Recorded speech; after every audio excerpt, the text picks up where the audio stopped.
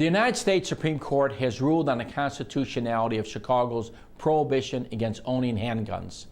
Their decision was not what we hoped for.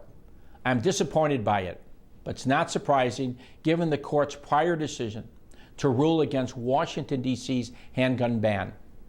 We now have the responsibility to craft a reasonable and responsible handgun ordinance that both addresses the court's ruling but also protects the people of Chicago from handgun violence, and to put it into place quickly. We've already gathered opinions from many people about how our ordinance might be revised. During 2 public hearings, experts and community members testified that if handguns are now allowed in homes, then we need to put in place the strictest laws to determine who is eligible to own them. They said we need a strong framework to track who owns a gun. We need to ensure that young people cannot have access to guns in their homes. And finally, they said we need stricter enforcement and stronger penalties for violations. The ordinance that I will present soon to the City Council will address all that and more. I want to make it clear that many other city and state gun regulations remain in place.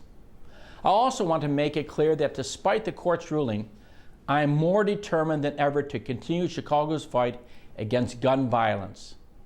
Gun violence is not just a Chicago problem, it is an American problem.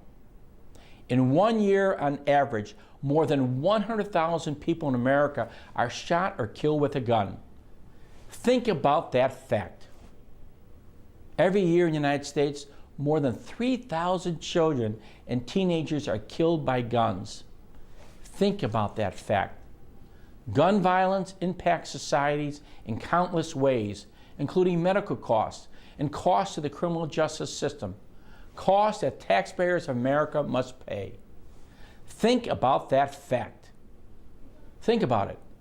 We are a country of laws, not a country of guns. In closing, I want to say to the people of Chicago that for the safety of our neighborhoods and on behalf of those who have lost friends and loved ones to gun violence, we will never give in to those who use guns to harm others. Your fight is my fight. We're in this together. Thank you.